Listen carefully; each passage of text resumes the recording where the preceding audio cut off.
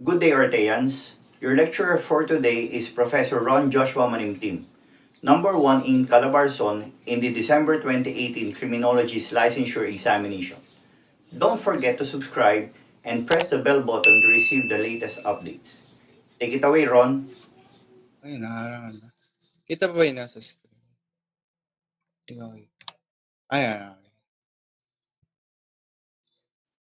Ayan, ito yung criminological enterprise. Pag sinabing criminological enterprise, ito yung mga kasama niya. Ito yung pinag-aaralan. Criminal statistics, sociology of law, ayan. Jury construction, criminal behavior, penology, and victimology. Ayan. Criminological enterprise. Okay, let's proceed to number 6.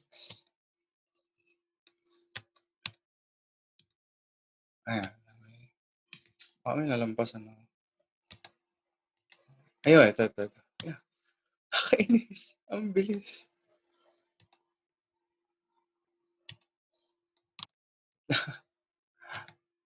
Maligtangan nga. Ayun, ito. Kanina. Wait lang.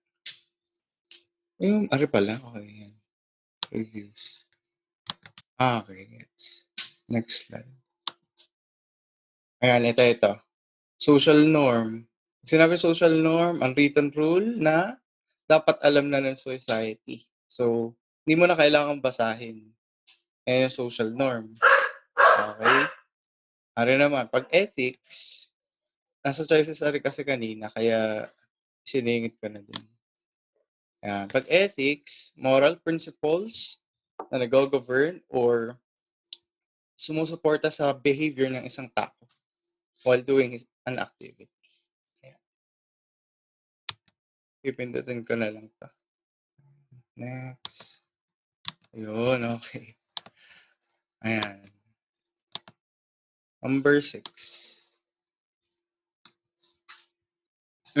This refers to a person convicted by a competent court for committing a crime.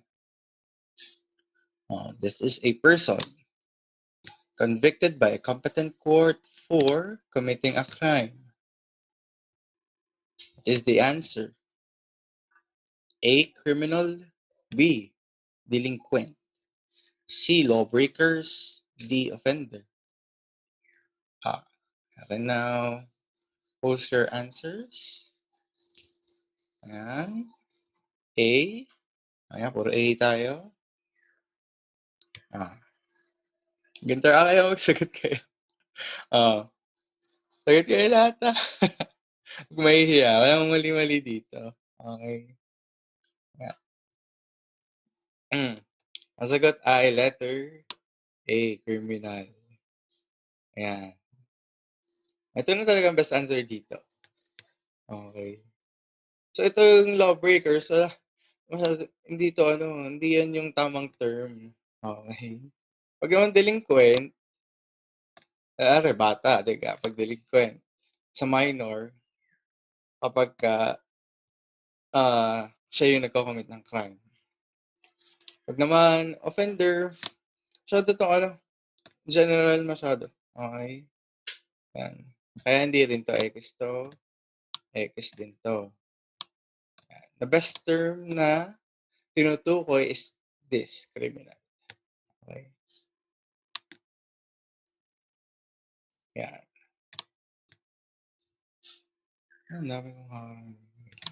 Number 7.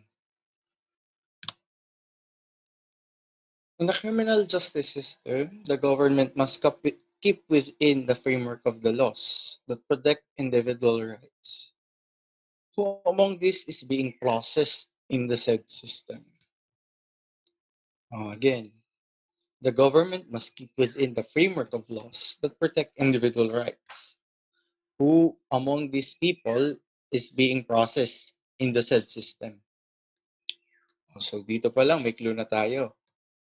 Ang hinahanap ay people. Ayan. So, A, offended party. B, law. C, justice. D, accused. D, C, D, yan. Di pala, yan. Tama. May nag-erase, may nag-erase. Yan. Okay. Di pala. Ano nga sagot? Letter D. Okay. Siya yung pinaprocess sa criminal justice system. Hindi yung offended party, X. Yan. X yan. Okay. Kasi hindi naman yung offended party ang hinuli ng police. Hindi siya yung pinrosecute under the prosecution pillar. Hindi rin siya yung dinala sa court for trial. So, ang best answer is letter D. Ah, yan. Tama, sir. Okay, yan. Nag-D.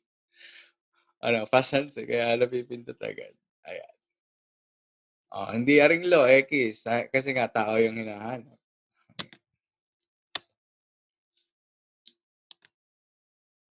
Ito. Nilagay ko lang din. Ay, shit. Hindi ko na ano. Pinaltan ko siya ng choices. Ayan, guys. Same tanong, pero, different yung choices. Tanong, who among these people is being processed in the said system? You can put your answers. Sino dyan? Ang pinaprocess under the criminal justice system. Okay. Isa pa lang ang sumagot. Yan. Okay. Go. Ako may gawa niyan kaya. Go lang. Okay. Tama yan. C. Okay. May iba pa bang sasagot? Ayan, go. Wait lang. Go, chat lang. Yung nag-raise ng hand. Ano ba ginagawa pag nagre-raise ng hand? Chat mo lang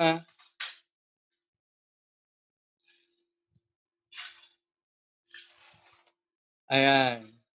Okay, sorry. Okay. Okay, go. Actually, ang sagot dito, lahat. Lahat to. Okay, pero tama din naman yun, see. This is actually, a trick question lang. Kasi sa suspect, sino pa-process dito? Yung law enforcement. Pag naging respondent, diga, under ka ng preliminary investigation. So, ang magpa-process dito ay, tawag doon yung prosecution. Dito naman, pag accused, di nasa trial ka, court ang magpa-process sa iyo. PDL, nasa corrections, o yun ang magpa-process sa iyo. So, actually, this is a trick question. Ayan. Kung lalabas ito sa tanong, hindi, gawa-gawa ko lang talaga to. Okay, gawa-gawa ko lang to. Ayun, just to discuss na these are all part of these are the people being processed under the criminal justice system. Ayan. Process sila by the different pillars. Okay? Doon naman sa kanina, makikita natin na solong-solong na ito lang yung pinaprocess. Okay? Lahat to talaga. Kaya, huwag nyo lang pansinin yan. Gusto ko lang i-discuss and ipakita na this is part of the persons, part of these are the persons being processed under the criminal justice system. Iba't iba lang sila ng pillar na nag-aano sa kanila, nagpa-process. Hindi ka. Hindi ko marinig yung Laisu. Ayan. Laisu. Number 8. So, tama din yung sagot ko kanina, letter C. Dapat nilagay ko all of the above para nasa. Pero syempre, gusto ko lang i-discuss yun. Number 8. They are referred as the forgotten subject. In the criminal justice system. Is it the accused, the criminals, the victim, or the witnesses? Ayan. 901. Ayan. C. Tama ba? C? Of course. Tama. Letter C. The victim. Ayan. Kasi, ba't ka nakakalimutan iyan? Ito kasi lagi, itong A, itong B, lagi ang nakikita ng public. Okay? Si victim naman, hindi man niya madalas magpakita. Siyempre, lalo pa kung halimbawa ang crime baga naman ay rape. So, siyempre, yung publicity, ayaw nitong victim. So, ang effect, nagtatago sila or hindi sila magpapakita. And sino ba laging nababalita, nabibideo, namimidya? Itong mga to, accused criminals. And minsan nga, mas malakas pang publicity na ring witness kaysa sa victim. Kasi, dalawa, sila kayong nag-witness kay Delima, yung namatay tapos yung nasa Bulibid ngayon si Sebastian, di ka witness yun sa ano. Mas kilala pa sila. Yan, si JB. Ah, ano nga, galing ni ano, di ka? Ni JB. Ewan ko kung tunay yun kung buhay or patay pa yun. I'm not sure kung ano na nangyari. Pero siya, di ka, naging witness. So, familiar or mas kilala tong mga to or mas napapublicize due to media effect. Ayan.